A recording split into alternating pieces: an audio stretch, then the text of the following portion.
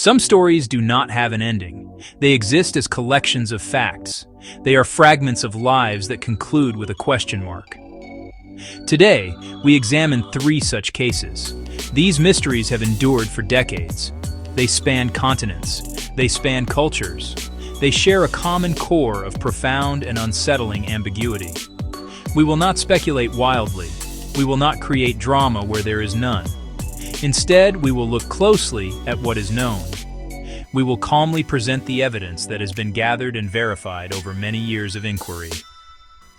We begin with the case of the Isdal woman. In 1970, her burned body was discovered in a remote Norwegian valley. All identifying marks on her clothing and possessions had been meticulously removed. Next, we travel to Brazil for the lead masks case. 2 electronics technicians were found dead on a hill in 1966. They wore strange lead masks over their eyes. A cryptic note was found with them. Finally, we return to the United States and the story of the Yuba County 5. 5 young men vanished after a basketball game in 1978. Their fate, a puzzle scattered across a snowy mountain landscape. Each of these cases presents a unique set of circumstances. The facts are stark and often strange. They challenge our desire for clear narratives. The Isdal woman carried multiple passports. She also carried coded messages, suggesting a life of intrigue. The men in Brazil appeared to be preparing for an event. Its nature remains completely unknown. The young men in California made a series of baffling decisions. Those choices led them far from safety and into mortal danger. These are not just stories of death. They are stories about the limits of investigation. Our purpose today is to revisit these events. We will lay out the historical context for each mystery. We will detail the verified facts as established by law enforcement and forensic science. We will outline the primary investigative theories that have emerged. There are no easy answers here. There are only the quiet, persistent questions that have followed these cases through time. We invite you to join us in this measured examination of 3 enduring enigmas, where truth remains just out of reach. The story of the Isdal woman begins in the final days of November 1970. The Cold War was a silent, pervasive reality across Europe.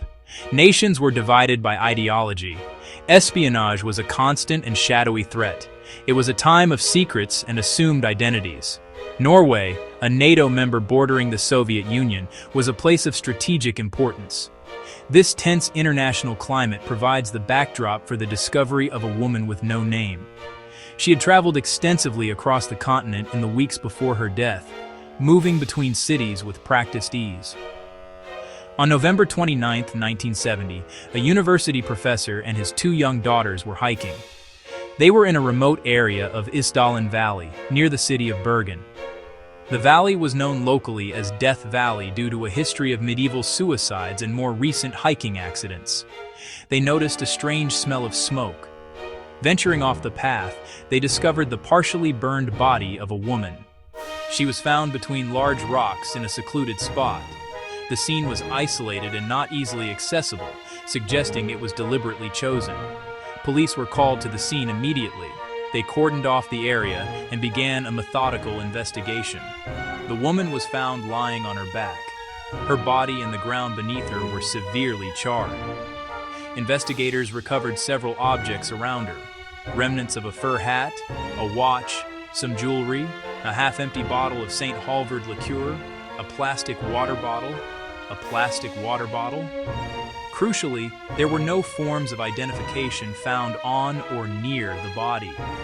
The initial assessment could not determine a clear cause of death. The lack of identity was not an accident. The labels from her clothing had been carefully cut away. The brand names on other items had been scraped off. This deliberate erasure of her identity became the central puzzle of the case. It suggested a person who went to great lengths to remain anonymous. It was the first sign that this was not a typical death investigation. The police were no longer just trying to find out how she died.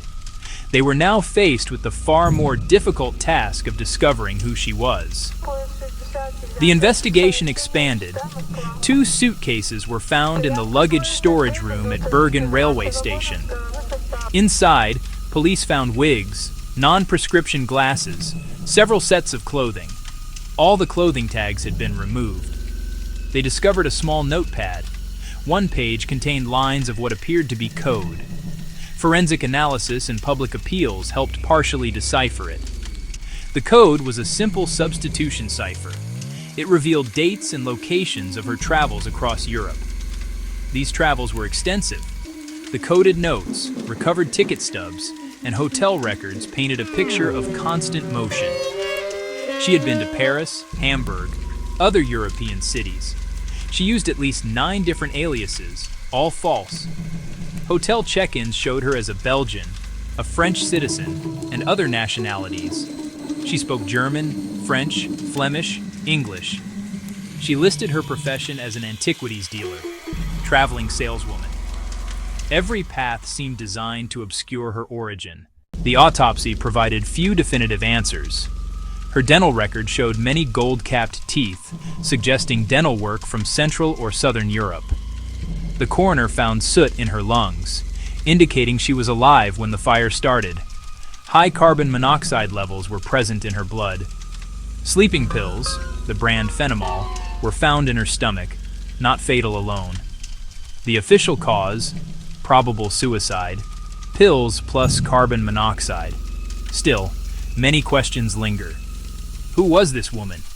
No missing person reports matched her. Isotope analysis of her teeth suggested early childhood near Nuremberg, Germany. How exactly did she die? The suicide ruling has been questioned, even by the original lead investigator. Why were identifying marks so thoroughly removed? What was the purpose of her coded notes and constant movement across Cold War Europe? These remain the unanswered questions at the heart of her case. The most prominent theory is that the Isdal woman was an intelligence agent. Her meticulous efforts to hide her identity, her use of codes, disguises, her travels across a politically tense continent all point toward espionage. The Cold War was at its peak. Norway was a key location for monitoring Soviet naval activity. Some have speculated she was a Mossad agent hunting a former Nazi, or a Stasi agent on a mission. However, no intelligence agency has ever acknowledged her existence. Another theory suggests international crime, courier, fraudster, or smuggling, which would also explain false identities and secrecy. The theory posits that a deal went wrong, leading to her death. Perhaps she was eliminated by criminal associates to silence her, with the scene staged to look like a suicide. A third, less dramatic theory holds that she was simply a troubled individual. Perhaps she was fleeing a difficult personal situation, an abusive relationship, or a criminal past of a more personal nature. This theory views her elaborate efforts at concealment not as the tradecraft of a spy, but as the paranoid actions of a person in deep distress. Her death, in this view, was a genuine suicide. She chose a remote location and attempted to erase her existence before taking her own life, wishing to disappear from the world completely. Ultimately, the Norwegian police service closed the case. The official conclusion was suicide by an unknown person. Yet the file has been unofficially reopened several times as new forensic techniques have developed. The isotope analysis of her teeth in 2017 was one such development. Despite these efforts, her name remains unknown. The Isdal woman is a ghost in the records. Her story is a testament to how a person can move through the modern world and leave behind everything but a mystery. The case remains a quiet, haunting puzzle. We now turn to a different continent and another deep mystery. Our location is Niterói, across the bay from Rio de Janeiro, Brazil. The year is 1966. Brazil was under a military dictatorship, political turmoil and social change, a rising interest in ufology and spiritualism. Small groups experimented with esoteric ideas, science fiction concepts, spiritual beliefs. Within this cultural context, one of Brazil's most bizarre unsolved cases unfolded. August 20th, 1966, a young man flying a kite on Vintem Hill. He stumbled upon the bodies of two men, Manuel Pereira de Cruz, Miguel José Viana, both electronics technicians from Campos dos Goitacazes. Formal suits, waterproof coats. Their attire seemed out of place for the rugged, secluded hill. The scene held several strange clues: empty water bottle, small packet, two wet towels, most famously, crude lead masks on each man. Masks shaped like rudimentary eyeglasses, designed only to cover the eyes. No signs of a struggle, no obvious injuries. One man had a small notebook in his pocket. Inside, cryptic instructions in Portuguese. A confusing schedule at a scene with no apparent violence. The note, 4:30, be at the agreed place, 6:30, ingest capsules after the effect, protect metals, await mask signal. Precise instructions that made no sense to investigators. What effect were the capsules supposed to have? What did protect metals mean? What was the mask signal they were waiting for? The victims said they were going to São Paulo, a different city entirely, to buy materials for work. They carried a significant amount of cash, but it had not been stolen. The investigation into the deaths of Viana and Cruz was hampered from the start, by delays and limited resources. Due to the workload at the local coroner's office, their autopsies were not performed immediately. By the time the examinations took place, the men's internal organs were too decomposed for reliable toxicological analysis. This critical delay meant that if they had ingested a fast-acting or exotic poison, any trace of it would have been lost. The official cause of death was left undetermined. The lack of a clear forensic conclusion deepened the mystery. Investigators learned that Viana and Cruz were part of a small group of scientific spiritualists, a group deeply interested in making contact with extraterrestrials or beings from other dimensions. A friend told police the men had been involved in a previous experiment that involved an explosion in their backyard. This suggested they were not merely theorists, but were actively trying to build devices or conduct rituals related to their beliefs. One major theory posits that the men were victims of a failed experiment.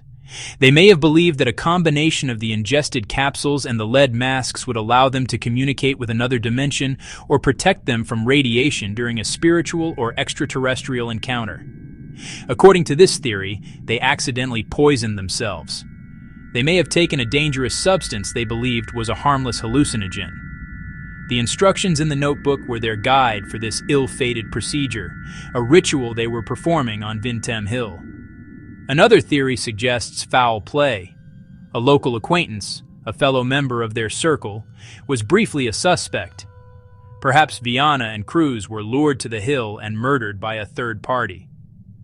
The motive could have been the large sum of money they were carrying, although the money was found untouched. Or perhaps there was a dispute within their group.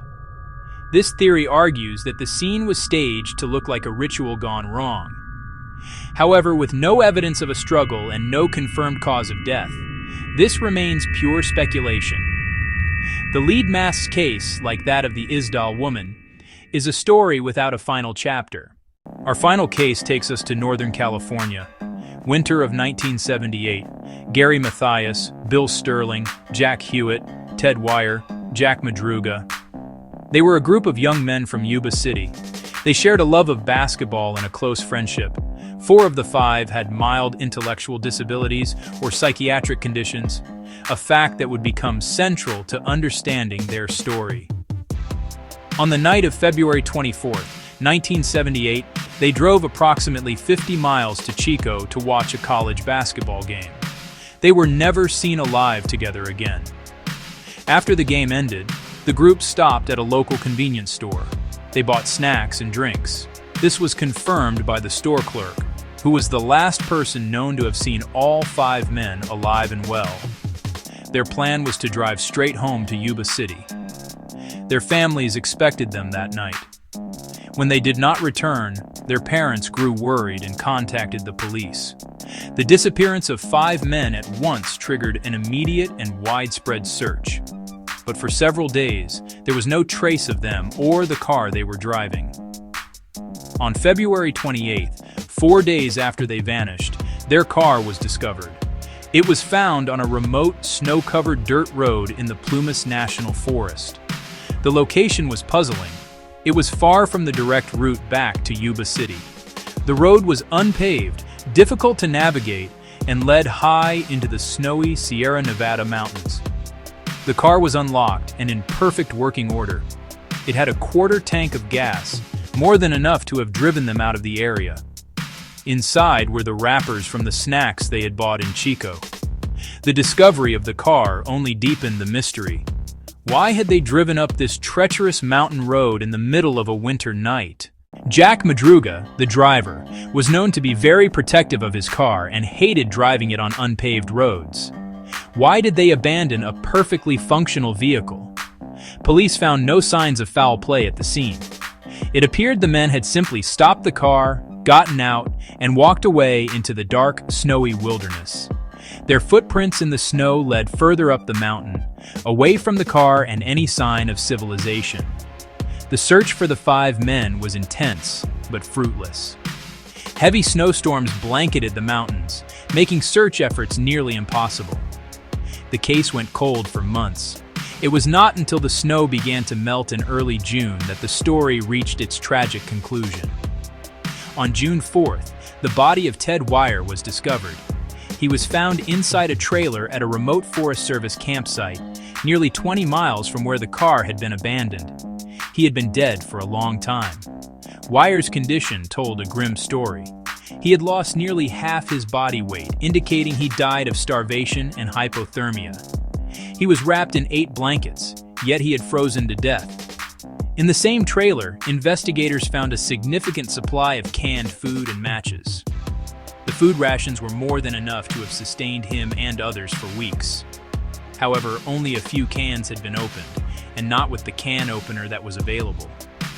It appeared he did not know how to access the abundant resources that were right beside him. Over the next few days, the remains of Bill Sterling and Jack Madruga were found. They were located about 11 miles from the car, on the same trail that led toward the trailer. Their bodies were scattered, and their remains had been disturbed by animals. It appeared they had died of exposure much earlier. Not long after, Jack Hewitt's bones were discovered nearby.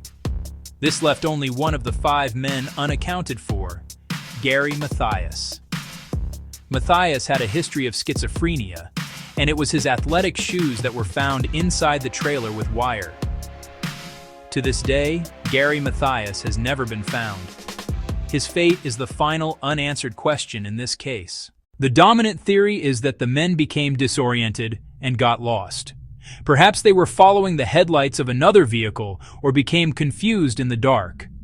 Once their car was stuck, their cognitive disabilities may have impaired their judgment, leading them to walk further into the mountains instead of back down. Why they abandoned the car and why Wire didn't access the food remain subjects of debate. The possibility of an encounter with a third party has been raised but never substantiated. The Yuba County 5 case is a haunting narrative of a journey that went terribly wrong for reasons we may never fully comprehend. These 3 cases are separated by years and by thousands of miles. The Isdal woman in Norway, the technicians in Brazil, and the young men in California. They seem to occupy completely different worlds. Yet, when we examine the core facts, certain patterns emerge. These common threads do not solve the mysteries. They highlight a shared architecture of the unknown. Each case is built on a foundation of missing information, strange decisions, facts that resist simple explanation.